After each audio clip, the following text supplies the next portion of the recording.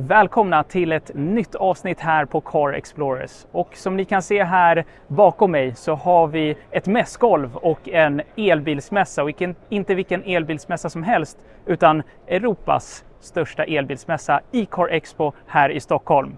Och vi kommer titta närmare på bilarna som finns här på mässgolvet, och det finns en del Europapremiärer, bland annat Polestar 4. Det finns en del Nordenpremiärer och en del Sverigepremiärer.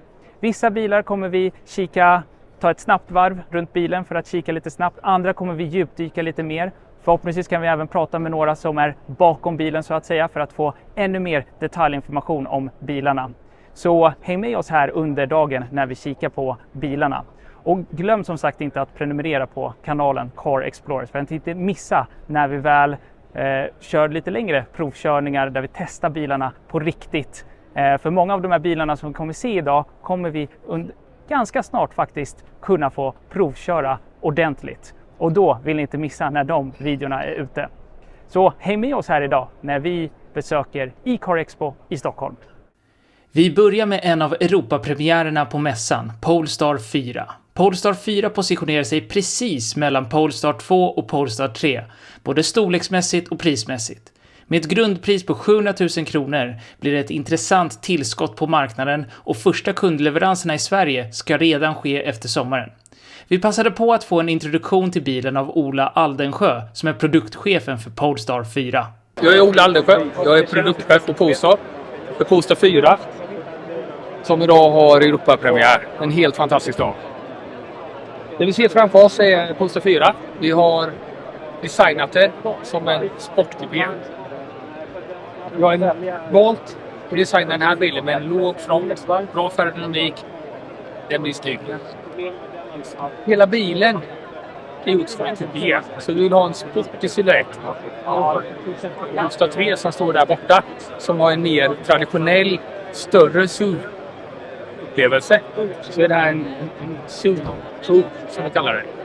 Låg front, bra aerodynamik, bra skyddsutdelning. Kommer vidare här. Här har vi våra framlampor. Den vi ser här är Polestars framtida formspråk för lampor. Eller som våra designers säger, för bilens ögon. Vi drar isär dem. Vi lämnar vår historia där vi kommer från en torsammare ihop med Volvo till att dra isär dem på ett större formspråk. Vi har i den här bilen adderat ett ADAS-system med pilotassist och förarstödsystem som inte går för 12 kameror. Så här har vi 3 kameror. Det är vindruta, vi har kameror där fram och vi har kameror där bak. Så vi har ett väldigt starkt förarstödsystem i bilen som är alla bilar, oavsett om man väljer pilotpaket eller inte, så är den här hårdvaran på alla bilar. Vi har ingen bakruta, men vi har baksikt. Sikten får vi genom att ha en kamera här uppe. Den här kameran ger en bild som reflekteras eller någon skärm där inne där backspegeln normalt sitter, som visar hela allt vad som finns bakom bilen. Alltså inte en begränsad sikt vad man kan se mellan nackkuddar och taklinjer och baksäten. Så här ser vi utan kompromisser allt som finns bakom bilen. Min favorit med den här bilen, det är körkänslan. Vi har skapat en bil som är helt fantastisk att köra. Det är en elbilsplattform med låg tyngdpunkt. Vi har en bra viktfördelning fram- och bakaxel. Vi har 400 kW som är 544 hästkrafter. Så det är jättebra kraft, bra bromsar, bra köregenskaper. Så det är det jag skulle hylla mest med bilen. Den är också väldigt viktig för Polestar. För här kommer vi med en bil. Vi följer upp Polestar 2 som vi har långt mer än 100 000 bilar av på marknaden. Och vi kommer här med en annan bil som är i en prisklass och ett segment som är väldigt populärt. Så här har vi ännu en bil som vi kan se mycket på vägarna. Och det tycker vi är kul också. Då står vi här i Volkswagens monter och tittar på en väldigt viktig bil för Volkswagen. Volkswagen ID2 Al. Bilen som ska kosta ungefär 25 000 euro. Och det här är det som kommer revolutionera elbilsmarknaden, skulle jag vilja säga. Eller skulle vi vilja säga. För när den här bilen väl kommer ut, då kommer den verkligen elbilar bli tillgängliga för alla. Så en väldigt viktig bil för Volkswagen och egentligen hela elbilsmarknaden. När namnet Rivian omnämndes i pressmaterial från e-car Expo så var det nog många som undrade om Rivian äntligen kommer till Sverige under 2024.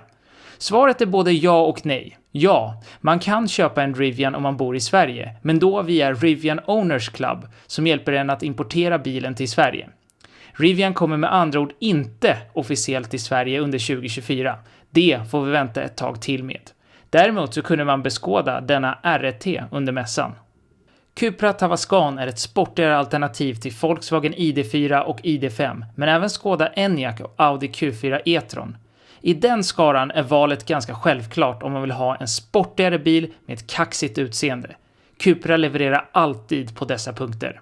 Räckvidden på den sportigare versionen VZ ska vara upp till 517 km och 0-100, det görs på 5,6 sekunder.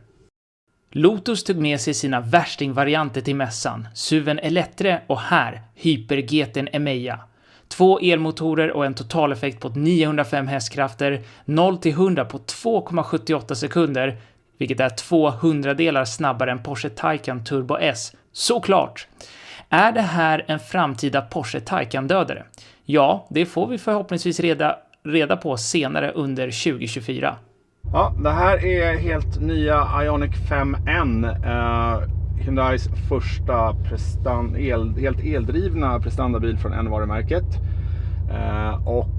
Vad ska man säga, den liksom maximerar alla möjligheter som finns med en elbil. Vi har ju allt från den vanliga Ioniq 5 med liksom supersnabbladdning med 800 volts teknik, så att 10-80% på 18 minuter.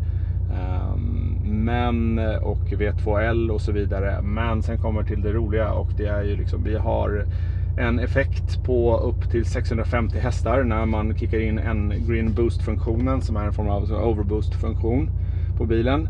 Vi har något som heter en Active Sound Plus som kan då spela upp ett virtuellt motorljud inne i bilen och faktiskt ute ur bilen också. Och det här är då Ignition heter den här, som ska simulera ett vanligt ljud från en förbränningsmotor. Så får hela den här crackle and pop känslan också. Sen har vi Evolution som är mer elektrifierat ljud som kommer från en av våra Rolling Labs bilar. Det här ljudet var faktiskt med i ett GTA-spel också, där bilen fanns med. Sen har vi Supersonic som simulerar ljudet av en fighterjet. Och det här ljudet, alltså det finns ju andra tillverkare och likväl vi har våra andra bilar som har liksom det här virtuella ljudet. Men mer som en liksom upplevelsefunktion. Det här tar det lite längre, så att här får du även känslan direkt liksom, och det reagerar på hur bilen driver i hjulen och så vidare. Så du hör liksom på ljudet i bilen om ett hjul till exempel skulle börja spinna och så vidare.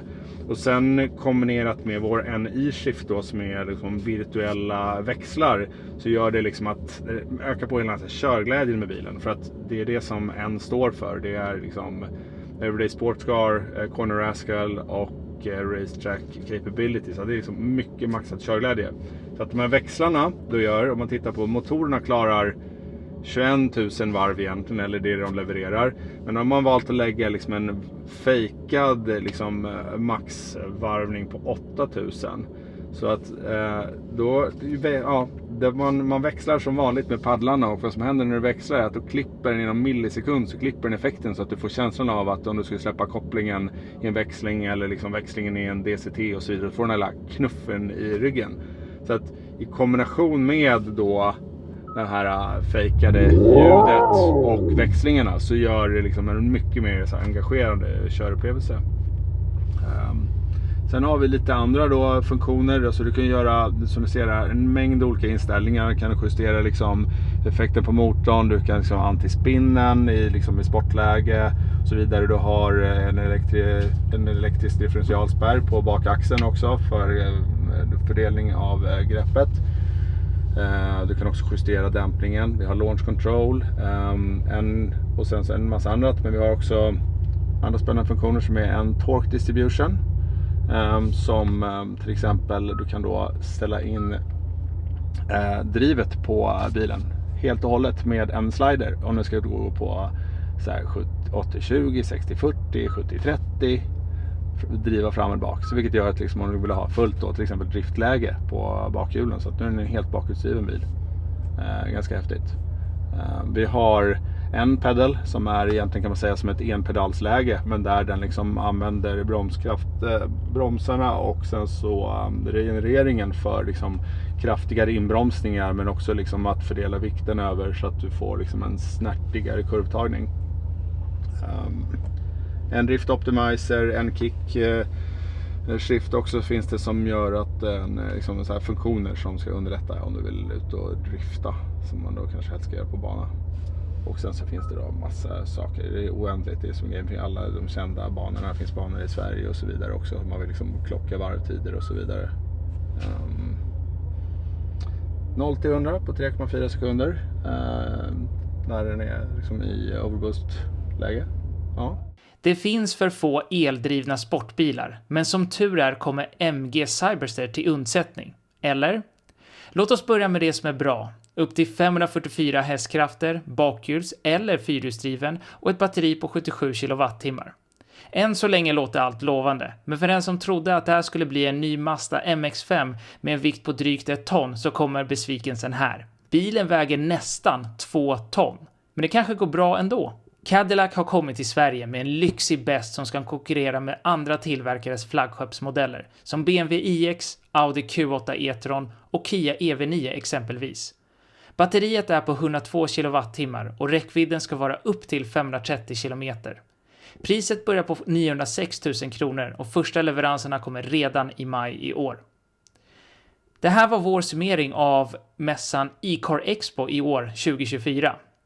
Och då är vår fråga till er, vilken bil från mässan var er favorit som ni skulle vilja se en längre provkörning av här på kanalen? Kommentera gärna!